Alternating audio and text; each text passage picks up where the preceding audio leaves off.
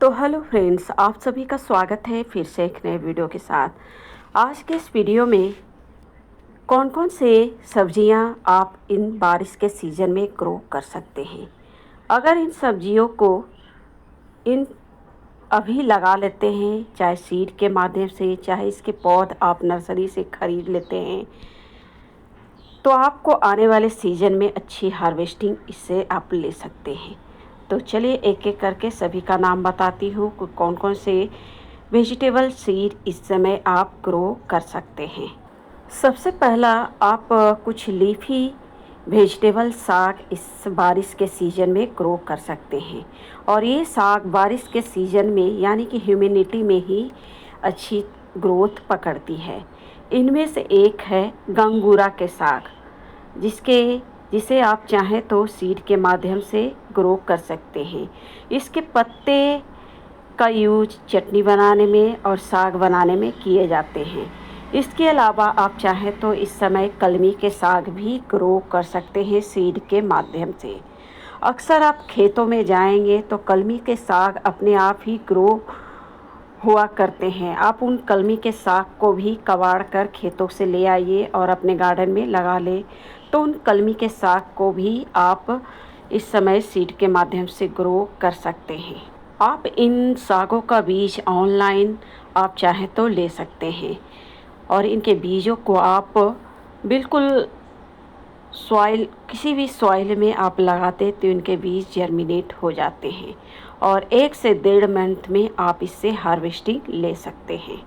दूसरा जो vegetable seed इस समय आप ग्रो कर सकते हैं वो है लौकी। लौकी के बीज बस आपको ध्यान देनी है, अच्छे क्वालिटी के बीज लेनी है। आप चाहे तो डायरेक्ट इनके बीजों को जो गमले में ग्रो करना चाह रहे हैं, गमले का साइज़ थोड़ा सा बड़ा रखें, यानी कि 24 इंच के ग्रो बैग आप लें, या फिर आपके पास ज़मीन है तो उन ज़मीन में इनके बीजों को लगा सकते हैं। इनके बीज अगर इस समय लगा ले तो 3 से 4 मंथ में आपको लौकी हार्वेस्टिंग के लिए मिल जाएंगे। तो लौकी के सीड भी इस समय आप चाहें तो ग्रो कर सकते हैं। तीसरा जो वेजिटेबल सीड इस समय लगा सकते हैं वो है तोरी रिच गार्ड के बीज भी इस समय बारिश के सीज़न में लगाए जा सकते हैं। बस आपको ध्यान देनी है, इसके सीड की क्वालिटी आपको बेहतर रखनी है, अच्छी क्वालिटी के सीड लेनी है। सीड आपको मिट्टी और वर्मी कंपोस्ट और सैंड के मिश्रण में आपको लगा लेनी है। आपको सीड चाहे तो डायरेक्ट भी लगा सकते हैं या फिर इसके सीड आप सीडलिंग ट्रे में ग्रो कर लें और जब 4 से 5 पत्ते निकल जाए तो उसे आप शिफ्ट कर सकते हैं बड़े से ग्रो बैग में। बस आपको ध्यान देनी है, अच्छी हार्वेस्टिंग लेने के लिए आपको बड़े से ग्रो बैग में आपको ग्रो करनी है। चौथा जो वेजिटेबल सीड इस समय ग्रो कर सकते हैं वो है खीरा और खीरा से मिलते जुलते ककड़ी। इन दोनों के बीज भी इस समय बारिश के सीज़न में आप चाहें तो लगा सकते हैं। बीज लगाने से हार्वेस्टिंग तक आपको 3 मंथ लगेंगे। अगर इस समय बीज लगा लेते हैं जून में तो जुलाई से अगस्त तक आपको इससे अच्छी हार्वेस्टिंग लेने को मिल सकती है। तो आप इसे लगाने के लिए बिल्कुल उसी तरह से आप सीडलिंग ट्रे में भी इनके बीजों को लगा सकते हैं या फिर डायरेक्ट जो ग्रो बैग में आप इसे ग्रो करना चाह रहे हैं उसे डायरेक्ट भी इनके बीजों को लगा सकते हैं। तो इस समय आप खीरा और ककड़ी के बीज भी चाहे तो लगा सकते हैं। पांचवा जो वेजिटेबल सीड इस समय ग्रो कर सकते हैं वो है लोबिया के बीज भी आप लगा सकते हैं और ये बेलनुमा ग्रोथ करेंगे, बेल की तरह। इसे भी ग्रो करने के लिए बड़े से ग्रो बैग में लगा सकते हैं। लोबिया के बीज आपको 1 से 2 दिन में जर्मिनेट हो जाते हैं। बस कोशिश करें आप इसे डायरेक्ट ही मिट्टी, सॉइल, कंपोस्ट के मिश्रण में अच्छी तरह से ग्रो बैग में भरकर आप डायरेक्ट लगा लें। बस आपको ध्यान देनी है, थोड़े से बड़े से ग्रो बैग में लगाएं तो आप इससे अच्छी हार्वेस्टिंग ले सकते हैं। और नेक्स्ट जो वेजिटेबल सीड इस समय ग्रो कर सकते हैं वो है करेला। बीटर गार्ड करेला के भी बीज इस समय लगा सकते हैं। और नेक्स्ट जो वेजिटेबल सीड इस समय ग्रो कर सकते हैं वो है भिंडी के बीज। भिंडी के बीज भी बारिश के सीज़न में ग्रो कर सकते हैं। आप इसे डायरेक्ट ही जो ग्रो बैग में लगाना चाहते हैं डायरेक्ट इनके बीजों को लगा लें, तो इनसे भी आप 3 से 4 मंथ में आप इससे अच्छी हार्वेस्टिंग ले सकते हैं। तो इस समय भिंडी के बीज भी आप चाहें तो लगा सकते हैं। और नेक्स्ट जो बीज इस समय लगाए जा सकते हैं वो है ब्रिंजल बैगन। बैगन के सीडलिंग भी इस समय कर सकते हैं।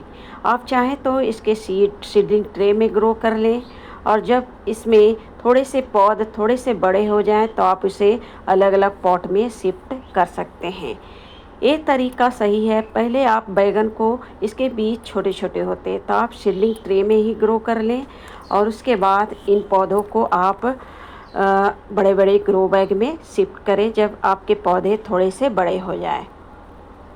तो यहाँ पर देख सकते हैं सभी मैं सीड से ही ग्रो की हूँ और इससे मुझे शिफ्ट करने की आवश्यकता है। ये पौधे देख रहे हैं कितने सारे बीज मैं लगाई थी। अगर इसे शिफ्ट ना करूँ तो पूरे पौधे ख़राब हो जाएंगे, पौधे बढ़ेंगे ही नहीं। और नेक्स्ट जो वेजिटेबल सीड इस समय लगा सकते हैं, आप चाहें तो मिर्च भी लगा सकते हैं और टमाटर भी इस समय लगा सकते हैं। मिर्च और टमाटर के बीज भी इस समय लगा सकते हैं। मिर्च और टमाटर अपने किचन के बीज से, किचन के मिर्च और टमाटर से आप इनके बीजों को निकाल कर लगा सकते हैं, या फिर ऑनलाइन इनके बीज खरीदते हैं तो थोड़े से अच्छी क्वालिटी के आप बीज लें।